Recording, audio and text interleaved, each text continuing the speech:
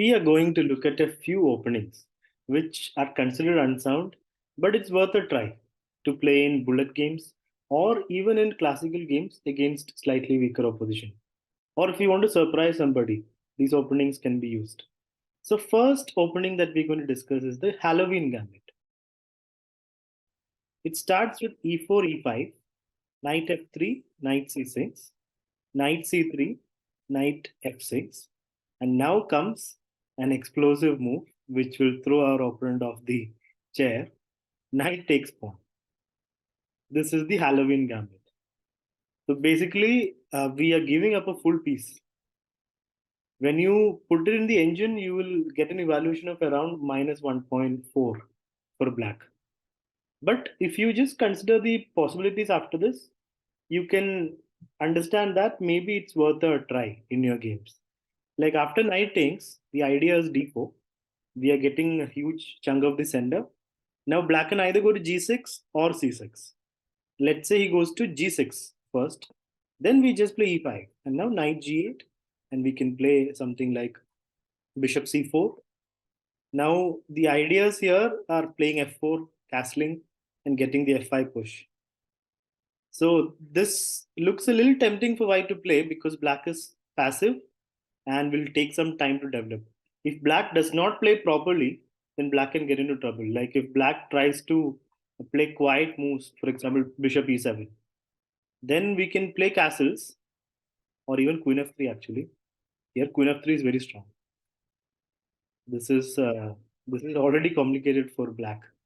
The advantage is gone off because now queen takes d6, we have bishop f7 or queen f7. Right? Suddenly the game is wide open. It's upper piece for black, but we have compensation. So this is the way to play. And now black can also play knight c6. Then the idea is first we play d5, pushing the knight away, knight e5. Now you can play knight g6, then e5 and knight g8. This is even more tempting, a little bit more tempting because now we have d6 also. Takes, takes. Right, you've got control. Black will play queen f6, we can play queen e2, for example. Or, yeah, queen e2, queen e6, we can go knight b5. See, this is the reason why a lot of people play this. Because if black is not prepared properly, he's totally thrown off the table. Because how do you deal with this? You'll have to play queen takes, bishop takes, and now king d8 is the only move for rook d8. Two moves possible. Not worth a piece, but it'll be an interesting game. Now, one alternative for black is after the d4 move, knight c6, d5, black can decide to even play bishop b4, giving back the piece. Here we take, and now instead of taking, they can play knight into e4. This is an option. And now there's pressure here. Queen d4 will have to be played. And now queen e7, bishop e3, castles. This is also interesting. You can go bishop d3 or bishop e2. Knight takes, pawn takes, and bishop. Where will the bishop go? d6. So this is another alternative. Black basically gives back the piece for slightly better development. But looking at this position, it does not seem like black has got enough. So this might not be after all the best option. After d4, knight g6 seems to be the slightly better alternative for black. But even then, we can play e5, knight g8. And if you don't mind being a piece down and play with energy, this is worth a shot. And if you believe your opponent is totally book player, and if you can throw him off the book, then he would play badly. Then this is definitely worth a shot. So this is the Halloween Gambit. Now, the next opening that I'm going to show you is a slightly more popular system. E4, E5, D4. Takes C3. Takes bishop C4. Basically, white is giving two pawns for these two wonderful bishops.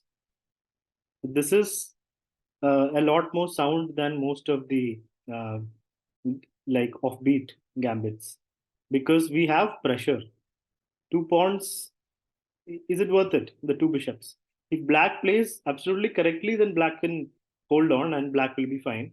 Here, there are many options. Let me show you what happens if black plays regular moves.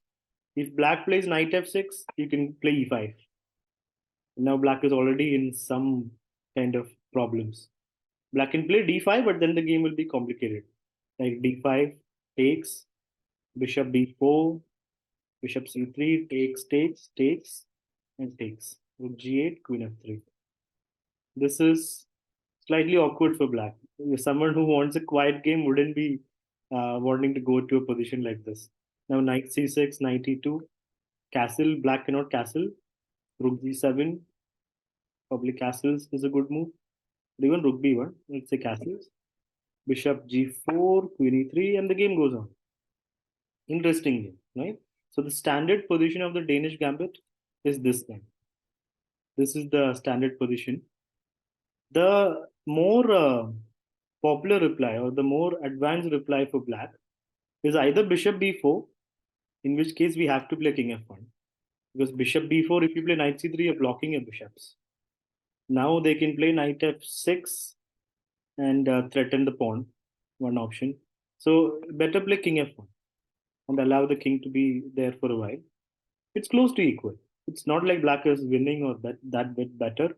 It's close to equal. Now, the other alternative for black is to play d5, give back one pawn. And after bishop takes, play knight f6. Now, there is a funny variation here which looks very tempting for white. Bishop takes f7. Are we winning a queen? Not quite. After bishop f7, king will take. Now, queen takes queen, black will just play bishop b4. I mean, if you move the king or block, then queen goes, you're a piece up. So white will play queen d2. Now takes, material is equal. Now black will play moves like rook e8. Still an interesting game. This is completely equal, this position. So basically material is totally equal. That is why d5 is not absolutely best. But in that position where rook e8 happened at the end, here black has got queenside pawns, a big queenside majority. So the endgame could be better for black.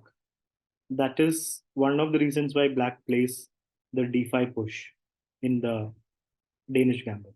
So this is also one of the alternatives for black to play d5, or black can also just play knight f6 and allow e5. Other alternatives, you can play c6, you can play queen e7, but white will be comfortable because this bishop pair is pretty strong. So this opening is definitely worth a try. And if you like attacking, this is definitely something you can try in at least in online chess or in some offline games or tournaments even. Now coming to the last gambit, the most unsound of these three gambits and also absolutely shocking is the Irish Gambit, also known as the Chicago Gambit. Just knight takes pawn. Why are we giving up a piece?